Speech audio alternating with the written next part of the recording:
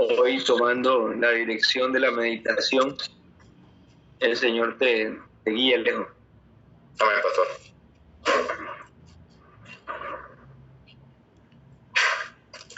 Bueno, mis hermanos, les pido que me acompañen en oración para dejar este tiempo en manos del Señor.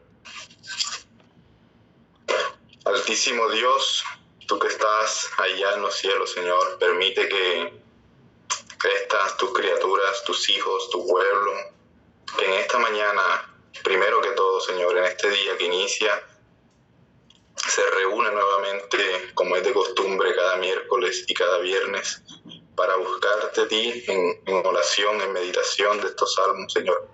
Permite que nosotros seamos edificados a través de tu palabra, Señor, que el pecado del expositor no sea de ninguna manera una especie de estorbo para aquel objetivo que desde el inicio tú has plasmado, Señor, en tu palabra.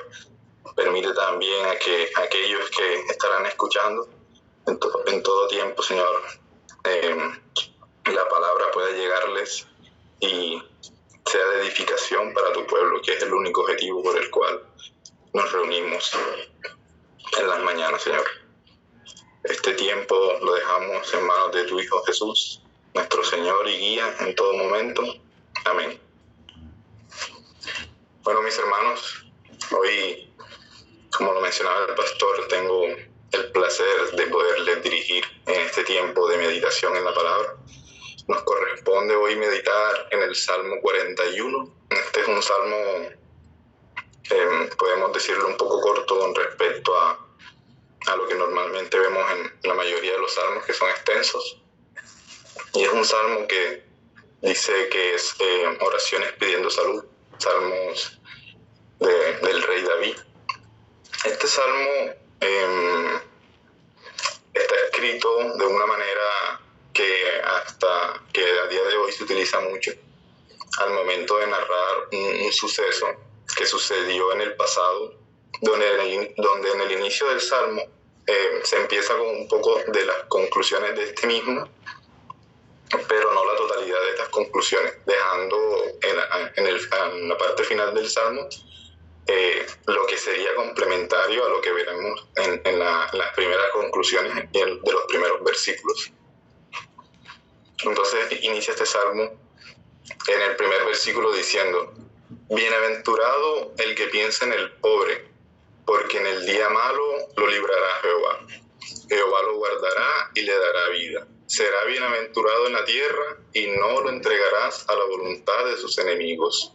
Jehová lo sustentará sobre el lecho del dolor, mullirá toda su cama en su enfermedad. Este es desde el versículo 1 hasta el versículo 3. Esta expresión nos quiere decir el mullirá toda su cama en su enfermedad. En el versículo 3, esta expresión nos quiere decir que nuestras aflicciones serán de una manera más llevadera. O sea, mullirá su cama quiere decir que suavizará la cama donde este hombre esté reposado en su momento de enfermedad. Esta serie de promesas que el Señor da desde el versículo 1 hasta el versículo 3, no debemos tomarlas a la ligera como quien se acostumbra a escuchar y ver tantas maravillosas promesas por parte de Dios, que ha llegado a un punto donde nos pueden parecer como muletillas que se le hacen al texto, puesto que contrario a este pensamiento, el salmista en su forma de escribir nos está contando cómo en un tiempo pasado él estuvo en una situación de muy mala salud, tanto que muchos llegaron a pensar que seguramente moriría. Tanto así que aún las personas más cercanas a él aprovecharon la situación para dejar salir toda la hipocresía y verdaderos sentimientos que albergaban en su corazón frente al salmista. Esto dado que confiaban en que seguramente el salmista no se recuperaría de su situación. Es por esto que desde el versículo 5 al 9 veremos lo siguiente, que dice: mis enemigos dicen mal de mí, preguntando, ¿cuándo morirá y perecerá su nombre? Y si vienen a verme, versículo 6, hablan mentira, su corazón recoge para sí iniquidad y al salir fuera la divulgan. Versículo 7. Reunidos murmuran contra mí todos los que me aborrecen, contra mí piensan mal diciendo de mí. Cosa pestilencia, versículo 8, se ha apoderado de él, y el que cayó en cama no volverá a levantarse. Y en el versículo 9 dice, aún el hombre de mi paz, en quien yo confiaba, el que de mi pan comía, alzó contra mí el calcañar. Mis hermanos, yo quiero llevarle a que meditemos en que cuando el salmista dice mis enemigos, no hace referencia a aquellas personas o un tipo de personas con las cuales había creado o había sostenido una especie de conflicto en el pasado, que llegaba a un punto donde no los reconocía como amigos o cercanos, sino más bien que públicamente pudiese reconocer como enemigos, sino que se refiere a personas que en su tiempo, cuando el salmista gozaba de buena salud y podía ser como de ayuda o podía ser considerado por estas personas como alguien como alguien del cual procurar amistad, estas personas lo consideraban como un amigo. Entonces no debemos caer en ese pensamiento de que porque dice mis enemigos se está refiriendo a que esas personas en específico se trataban de enemigos, sino más bien que eran personas cercanas a él, amigos cercanos, que aprovecharon la situación del salmista para dejar salir entonces la hipocresía que albergaban en sus corazones y cómo de esta manera aprovecharon la situación para mostrar sus verdaderos sentimientos con respecto al salmista. Por el contexto de la época, sea que el salmista gozara de un estatus social alto o adinerado o por el contrario estuviese en una situación de pobreza, es muy difícil ubicar a estas personas, como les mencionaba, como aquellos enemigos contrarios a él. Porque primero, si él entonces gozaba de un estatus social alto, seguramente tenía a su cargo protección que no permitiría de ninguna manera el ingreso de un enemigo público del salmista. Y si por el contrario nos estamos refiriendo a una persona de un estatus social bajo, en estado de pobreza, seguramente que no tendría muchos enemigos y si los tuviese no se enterarían del mal por el cual estuviese pasando el salmista. Y si esto no lo convence, mis hermanos, el versículo 9 es mucho más específico y más íntimo al decir, aún el hombre de mi paz, en quien yo confiaba, el que de mi pan comía, alzó contra mí el calcañar. La expresión alzó contra mí el calcañar, dicho de una manera literal, es puso su pie sobre mí, o básicamente lo podríamos definir, me ha traicionado. Y es inevitable, mis hermanos, en este punto, al estar frente a un texto mesiánico, no hacer un paralelo con los tiempos de padecimiento de nuestro Señor Jesús, específicamente para el tiempo de la traición de uno de sus discípulos, Judas Iscariote, que aún siendo de aquellas personas que él escogió, en quien confiaba, el que de su pan también comía, lo traicionó sabiendo que se trataba del Mesías, de lo mucho que se había humillado al Señor y de lo que aún le vendría o le estaba deparado al Señor. ¿Cómo, perdón? Pero continúo. De lo mucho que se había humillado el Señor en el entonces y de que aún le vendría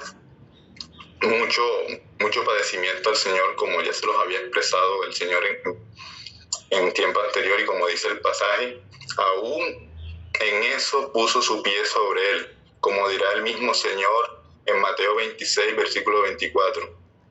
Lo leeré desde el 23. El que mete la mano conmigo en el plato, ese me va a entregar, dijo el Señor. Versículo 24. A la verdad, el Hijo del Hombre va, según está escrito de él. Mas hay de aquel por quien el Hijo del Hombre es entregado. Bueno le fuera no haber nacido. O uno, como lo escribiría Juan en su Evangelio, utilizando palabras más similares al versículo 9 de este capítulo 41 del Salmo, diciendo, no hablo de todos vosotros, yo sé a quienes he elegido, mas para que se cumpla la Escritura, refiriéndose a este Salmo 41, versículo 9, el que come pan conmigo levantó contra mí su calcañar. Es por esto, mis hermanos, que en el versículo 10, de a continuación, el versículo 10 del Salmo dirá: mas tú, Jehová, ten misericordia de mí y hazme levantar, un poco en respuesta a este versículo 9 y también en relación a lo que estábamos contando del Señor. Cuando leemos y les daré el pago, puede que algunos, que no estoy seguro, pero de lo que sí estoy seguro es que yo soy uno de ellos, es que tendemos a cuestionar o preguntándonos: ¿qué pago? ¿Acaso habla el Señor de venganza?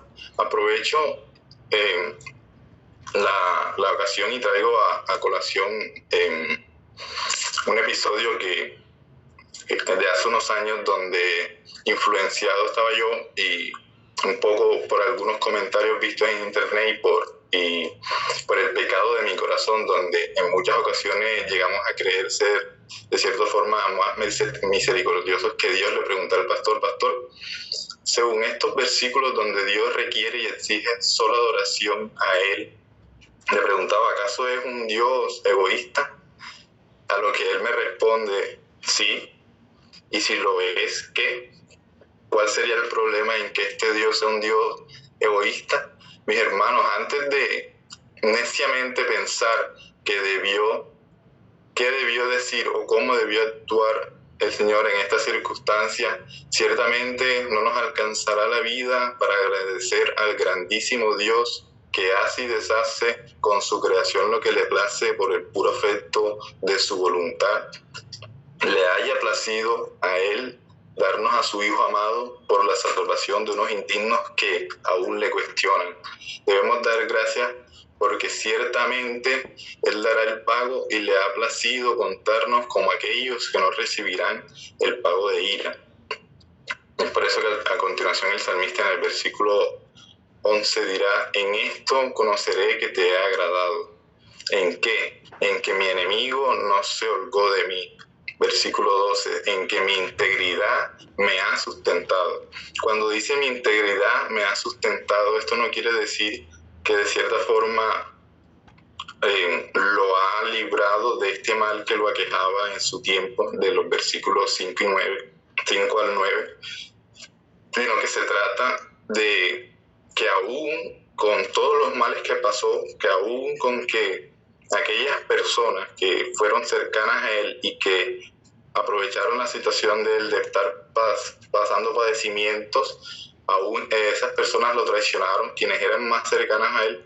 Y él dice: Señor, gracias porque en mi integridad, en lo que soy respecto a ti, en mi forma de ser no he cambiado, mi integridad no se ha visto manchada por estos sucesos que me acontecieron. Él dice: Señor, me ha sustentado. Es por eso que él dice en el versículo 11: en esto conoceré que te he agradado. Y aquí, seguido a esto, hace un paralelo: el por qué te ha agradado.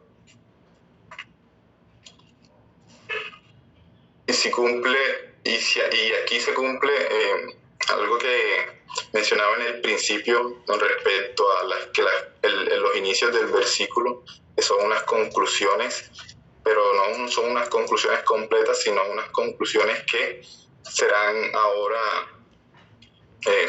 complementadas con este final del versículo. Como les decía, el versículo 12 dice: Señor, en esto conoceré que te he agradado, en que mi integridad me ha sustentado. ¿Por qué?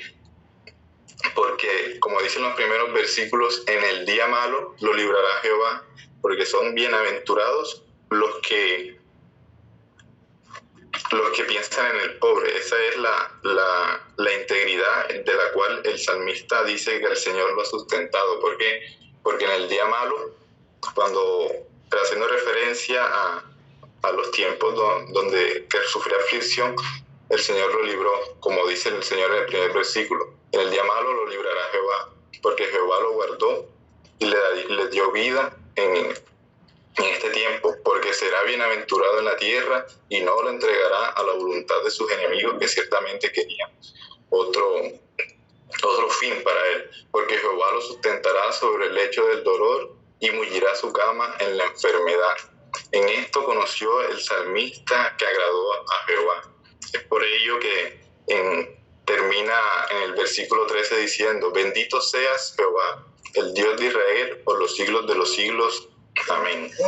En conclusión, mis hermanos, con este salmo, que si bien no les he presentado una estructura, lo quise abordar de manera general, separándolo por versículos y sacando las conclusiones de esto. Yo quisiera concluir, mis hermanos, que en realidad el Señor ha sido muy bueno con nosotros, y como lo mencionaba en los versículos, ciertamente ha sido bueno que Él que Él vaya a dar el pago por todas aquellas acciones, y ha sido muy bueno al contarnos como aquellos que recibirán el pago. Bueno, ha decidido elegirnos ha decidido elegirnos y contarnos sobre aquellos que recibirán el pago, pero ese pago lo cumplió su Hijo, dado que nosotros de ninguna manera hubiésemos podido cumplir con ese pago. Y esto es algo bueno, porque yo creo que así no tendríamos que, como el salmista, agradecer y decir: gracias, Señor, porque me has sustentado en mi integridad. Seguramente que si estuviésemos en esa misma posición del salmista, donde estamos muy malos de salud y vienen a visitarnos nuestros amigos cercanos y murmuran de nosotros, de nuestra enfermedad, y dicen: ¿cuándo morirá? ¿Cuándo perecerá su nombre? ¿Cuándo será olvidado? Y aún nuestro amigo más cercano, en quien nosotros confiábamos, en quien nosotros le dábamos de comer, que comía en nuestra casa, que era de nuestra confianza, también aprovechó la situación y, como dice el pasaje, puso su pie sobre él, lo traicionó. Seguramente que muchos de nosotros, de los que me cuento, abandonaríamos todo pensamiento de, como dice el pasaje, bienaventurado el que piensa en el pobre, y más bien pensaríamos en tomar por nuestra mano venganza. Pero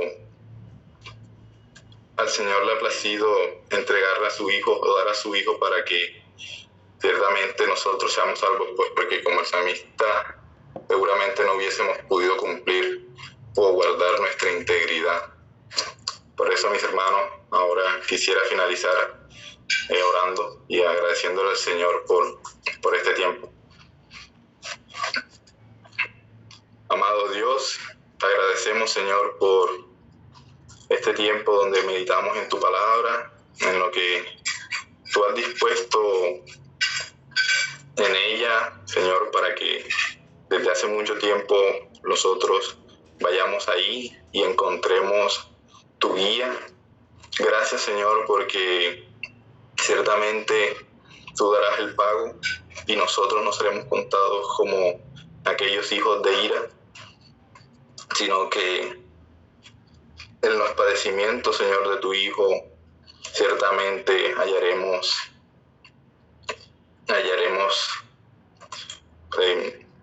la justificación, Señor, y seremos contados como aquellos que pagaron a cabalidad sus pecados, sus transgresiones, pero no por mérito nuestro, Señor, sino por el puro afecto de tu voluntad.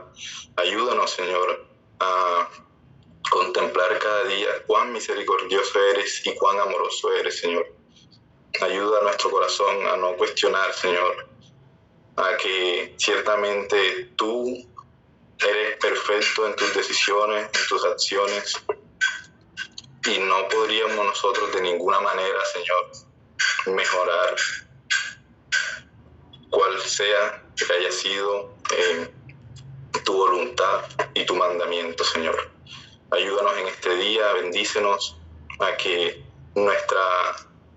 Señor, nosotros no somos luz, la única luz es tu palabra, y ayúdanos a que nosotros no seamos de ninguna manera un estorbo para ella, sino que, Señor, tu luz pueda brillar y pueda llegar, Señor, a aquellos que tú has decidido que llegue tu luz. Que nosotros no seamos una sombra que la pueda tapar de ninguna manera, sino que la llevemos y cumplamos con nuestro trabajo.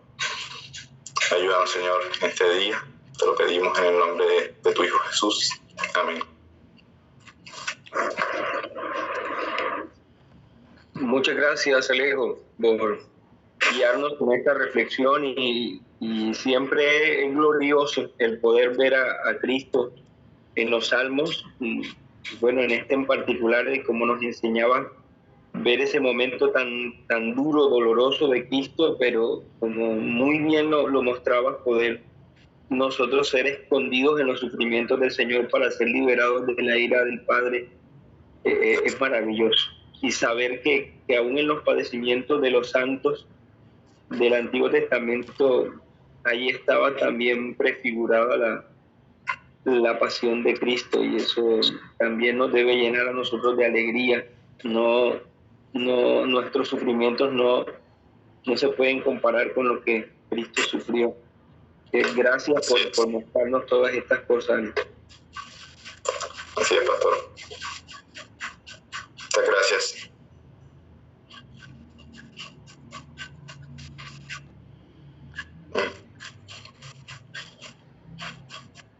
Si el Señor lo permite, así será, Andrés. Alejito, Hermano. Alejito, muchas gracias, papá. De verdad tenía rato, no te escuchaba y es muy grato escuchar que el Señor te llena de valentía para que hagas esto y nos edifique a cada uno de nosotros. Sigue esforzándote y el Señor nos ayuda a cada uno de nosotros, papá. Que tengas un lindo día. Sí, Señor. Igualmente, gracias.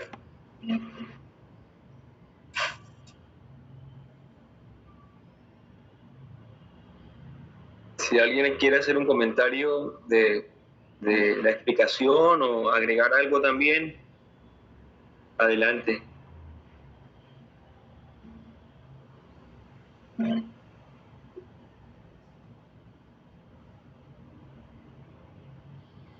Bueno, mis hermanos, entonces pues, podemos finalizar este tiempo. Nuevamente, Alejo, muchas gracias por la explicación, por bueno saber